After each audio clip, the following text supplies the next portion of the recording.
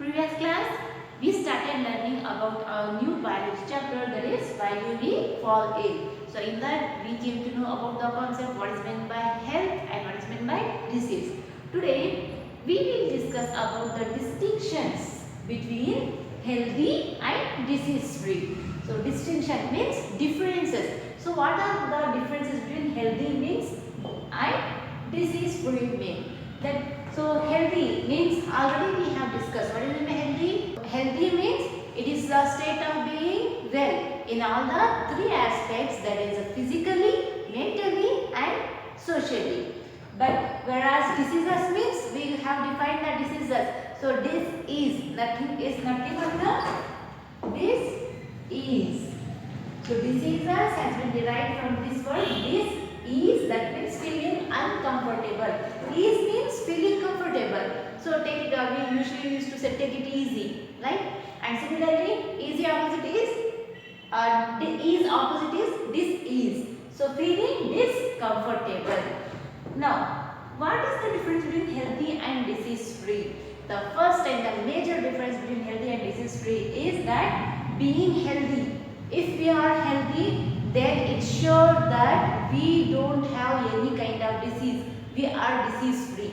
Okay? If we are healthy, we are disease free. But if we are, when coming to this disease free, if we are disease free, then it's nothing that we may be healthy or we may not be healthy. Okay? And yet there are still more differences between healthy and disease free. So let us have a look between the distinctions of healthy and disease free. So here are the differences between healthy and disease free. The first difference, healthy means it is a state of complete physical, mental and social well-being, as we have discussed earlier also, students. Whereas disease free means it is a state of absence of discomfort or disarrangement of body parts and their function. And second point, healthy. Being healthy means it depends upon the individual as well as on the physical and social environment factors, that is societies and communities. So if we are healthy, then our health issue will be dependent on both physically, socially and mentally also. So it will not be limited to only a particular individual. It will be related to the people who surrounds that particular person. Okay? Whereas disease free, it is related to the individual only. So if we are disease free, then it will be for particular ourself only. If we are healthy, then it is because of all the three factors, physically, socially and mentally. But if we are disease free, it depends upon only us. Next, healthy. Being healthy means a healthy person will be disease free. But whereas disease free means a disease free person cannot be healthy, can be healthy or unhealthy. Next point, healthy person is energetic and able to perform as per requirements. So if we are healthy, we will be able to perform any kind of function. But whereas if we are disease free, that means performance of disease free person depends upon environment and personal attitude. So if we are disease free, already in the second point we have discussed that if we are disease free, it's not that we are healthy. So we may be healthy or we may not be healthy. So it depends upon our mentality that we can perform the assigned work or not. So if we are healthy, we can perform any kind of the work given for us. If we are disease free, it depends on us that we can perform or we may not be performed. So these are the four differences. So once again, let's remember it very quickly. Healthy, it is a state of complete physical, mental and social well-being. Disease free means it is a state of absence of discomfort or rearrangement of body parts and their functions. Healthy, it depends upon the individual as well as on the physical and social environmental factors, that is societies and communities. Disease free means it is related to the individual only. Healthy, a healthy person will be disease free, whereas a disease free person can be healthy or unhealthy. Healthy person is energetic and able to perform as per requirements. Disease free, performance of a disease free person depends upon environment and personal attitude. Now it's that we got to know about the differences between healthy and disease free. history, and also we came to know about the term diseases. So after that, now we are going to study about diseases and causes. So we will study some types of diseases and what are the causes of the diseases. Disease and its causes. We know that our body is made up of different tissues.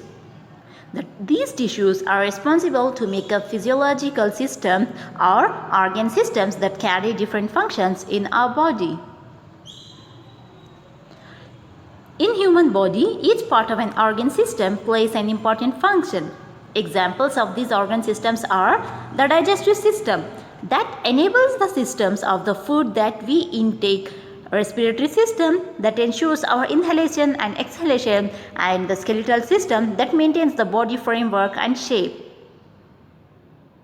Each system of our body has its own function and mechanism. If this system gets disturbed, either the functioning or appearance of the system will change. This in turn gives rise to various symptoms of the diseases.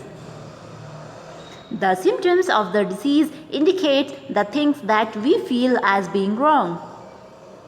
Examples of the symptoms are headache, diarrhea, cough, and wound with pus. These examples indicate the presence of disease but do not indicate what the disease is. For example, headache may be because of an interview stress, or it may sometimes be meningitis, or it may be some other different disease. Based on these symptoms, the physicians find out the types of diseases. Through further tests and diagnosis, the diseases can be magnified and then treated for medication. So based on the diseases, based on the manifestation of the diseases can be broadly classified into two types of diseases, that is acute diseases and chronic diseases. So these diseases we will broadly classify into two types based on the manifestation. So what is this manifestation? Manifestations are nothing but the symptoms. Okay. So symptoms of the diseases, and the symptoms will also include the duration of the diseases to which it lasts long for. So based on the symptoms and the duration of the disease lasts long for, the diseases can be classified into two types, that is acute diseases and another one is the chronic diseases. Now we shall see what are these acute diseases and chronic diseases. Diseases. When a person suffers from cold or any other problems like fever, etc., has this question ever come to your mind? What are these problems? These problems is nothing but the disease. So the disease is an abnormal condition of an organism which interrupts the normal body functioning, which leads to the feeling of pain and weakness, as we have discussed this earlier, students. So diseases can be categorized into two ways. First one is acute diseases, second one is chronic diseases. Now let's learn about acute and chronic diseases. First we will discuss about acute diseases. Some diseases like common cold, cough and malaria last for only very short periods of time, and these are called acute diseases. These diseases are curable and do not cause any major effect on our general health. Further, we will discuss about chronic diseases. Some diseases like elephantiasis, diabetes and tuberculosis, etc. last for a longer time, even as much as a lifetime. And these diseases are called chronic diseases. These diseases are not chronic diseases and they cause a major effect on our health.